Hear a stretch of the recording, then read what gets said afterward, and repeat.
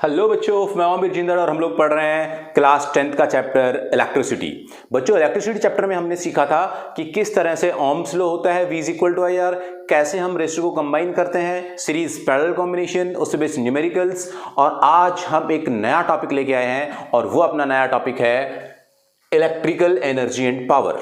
बहुत इंपॉर्टेंट है, बहुत ज्यादा इंपॉर्टेंट है आपकी लाइफ में इलेक्ट्रिकल एनर्जी का भी होना और उससे रिलेटेड इलेक्ट्रिकल पावर को भी समझना। इलेक्ट्रिकल एनर्जी में बात करूं तो इलेक्ट्रिसिटी के बिना कुछ भी संभव नहीं है। हर एक चीज आज आपकी लाइफ में इलेक्ट्रिसिटी पर बेस्ड है, इलेक्ट्रिसिटी से ही सब काम चलता है।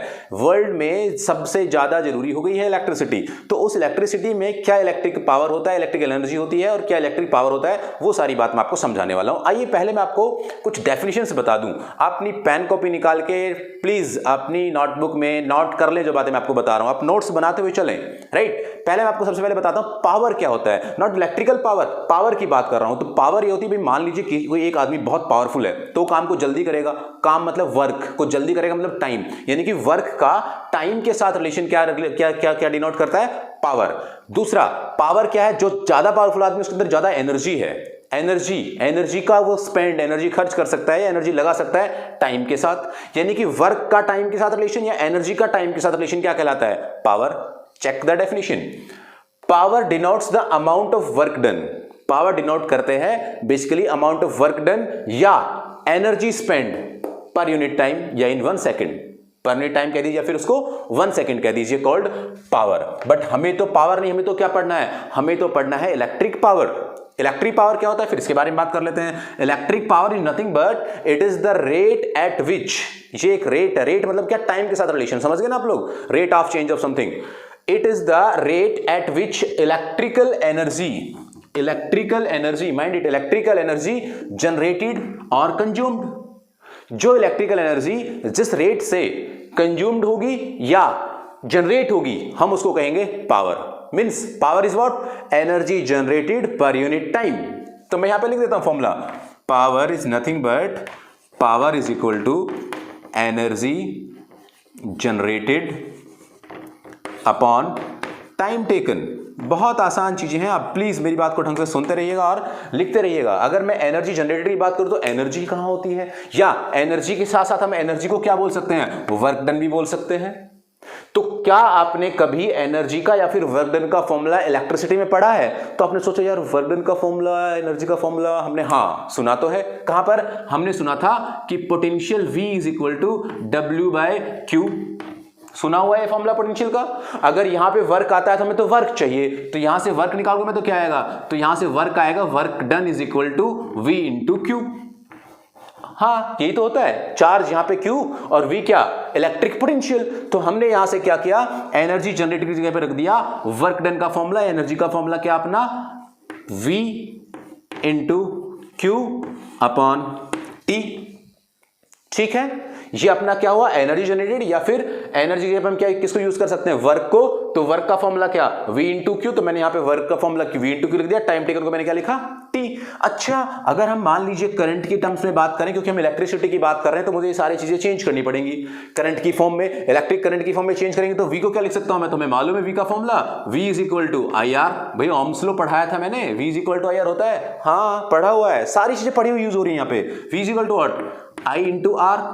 अब अगर मैं बात करूं कि क्या हम चार्ज को भी इन टर्म्स ऑफ करंट लिख सकते हैं, हाँ लिख सकते हैं भाई साहब। कैसे भाई, करंट का फॉर्मूला क्या होता है, I is equal to Q/T। पढ़ाया था मैंने इलेक्ट्रिक करंट, सबसे पहला लेक्चर यही था, I is equal to Q/T, charge per unit time, what, current, rate of change of charge या रेट ऑफ चेंज ऑफ जो भी फ्लो था वो क्या था, करंट। तो मैं I को क्या लिख सकता हूं, यहां Q को क्या लिख सकता हूं मैं, Q is equal to I into T। Q को क्या लिखूंगा मैं, Q is equal to what, I into T। तो मैंने यहां पे क्या लिख दिया, I इंटू T, यानी कि मैं I और ये मैं लिख दिया T अपॉन ये वाला टाइम T। आसान होता जा रहा है सब कुछ, मेरी बात को सुनते रहना। यहां से अगर मैं बात करूं तो क्या बचा अपने पास, इस T से T मर गया, I और I क्या हो गया, I स्क्वायर, और यहां पे क्या बचा आपके पास, R, यानी कि I square R is equal to power.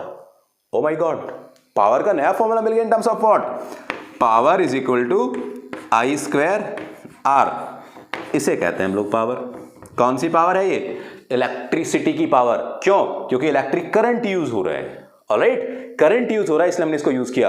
Current के साथ दूसरी क्वांटिटी कौन है? रेजिस्टेंस। जानते हैं आप इसको भी भाई। अगर मान लीजिए मैं यहां पे ohms लॉ अप्लाई करके इस I की वैल्यू को मैं क्या लिख सकता हूं, अब तो डिफरेंट चीजें हम लोग करके देखेंगे, इसमें खेलेंगे। I को क्या लिख सकता हूं मैं यहां से? I को मैं लिख सकता हूं I is equal to V/R।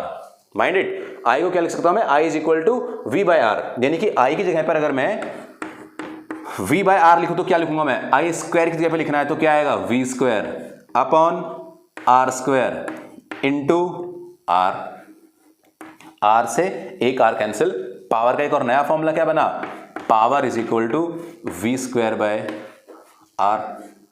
ऐसा भी फॉर्मूला होता है। यहां पर कौन कौन यूज हो रहे हैं? यहां पर आपका पोटेंशियल V और आपका रेजिस्टेंस R यूज हो रहा है। ऑलराइट, अगर हम इसी को अकॉर्डिंग टू ohms लॉ या इन टर्म्स ऑफ ohms लॉ लिखूं मैं यहां पे, इन टर्म्स ऑफ ohms लॉ में अगर इसे लिखूं तो एक नया फॉर्मूला इसका ये बन जाता है कि अगर मान लीजिए मैं R की जगह पे वैल्यू पुट कर दूं, क्या कि सबकी वैल्यू पुट करके दिखा रहा हूं मैं आपको यहां पे। पहले मैंने I को चेंज किया, मैं R को चेंज करूं, R is equal to what? V/I। R को क्या लिख सकता हूं मैं यहां से? R is equal to V upon I। अगर मैं R को V अपॉन I लिख सकता हूं तो देखो क्या हो जाएगा यहां पे? V स्क्वायर अपॉन R क्या लिखूंगा? V upon I।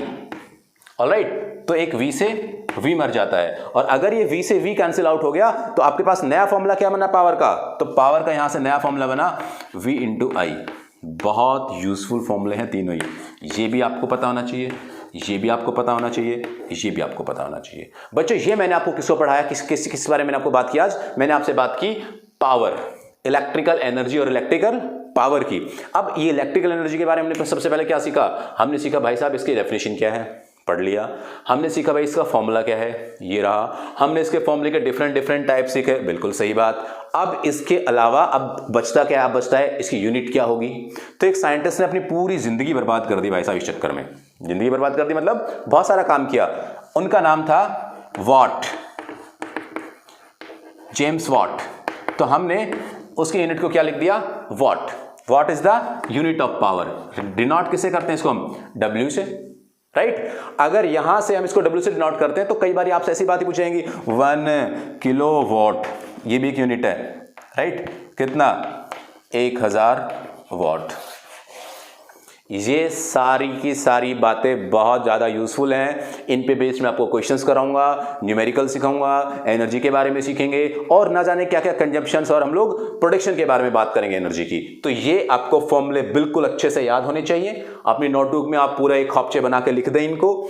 सारी बातें मैंने आपको बिल्कुल एक सिंपल वे में एक्सप्लेन करने की कोशिश की है, जिसको हम लोग पावर कहते हैं। मैं आपको याद दिला दूं, क्लास 9th में भी आपको पावर पढ़ाया गया होगा। पावर आपको 9th में पढ़ाया गया होगा, वहां से आप पावर को रिलेट करेंगे। नहीं आ रहा कोई बात नहीं, आपको केवल यहां पे पावर का ध्यान रखना है। पावर मतलब पावर किसमें ज्यादा? जो जल्दी काम करेगा, कम टाइम में कम में ज्यादा काम करे उसकी पावर ज्यादा। तो पावर का रिलेशन किसके साथ है? वर्क और टाइम के साथ। ये रहा वर्क और टाइम का रिलेशन। ऑलराइट, तो ये हमने इलेक्ट्रिकल एनर्जी एंड पावर को पढ़ा। बच्चों नेक्स्ट लेक्चर में मैं आपको इससे रिलेटेड या फिर अलग एनर्जी की डिफरेंट फॉर्म्स को किस तरह से स्टडी करते हैं हम लोग, या हीटिंग इफेक्ट, अपना हीटिंग इफेक्ट भी बचा हुआ है, वो मैं आपको सिखाने वाला हूं। तब तक आप प्लीज ये नोट्स बना के अपनी बुक में क्वेश्चंस ढूंढ के क्वेश्चन सॉल्व करने की कोशिश करें। कोई भी क्वेश्चन ढूंढिएगा पावर से रिलेटेड, और पावर से रिलेटेड ये फॉर्मूले अप्लाई करके आप क्वेश्चन सॉल्व करने की कोशिश करिएगा। तो चलिए फिर होगी आपके नेक्स्ट लेक्चर में मुलाकात। तब तक के लिए खुश रहिए, पढ़ते रहिए। Thank you very much.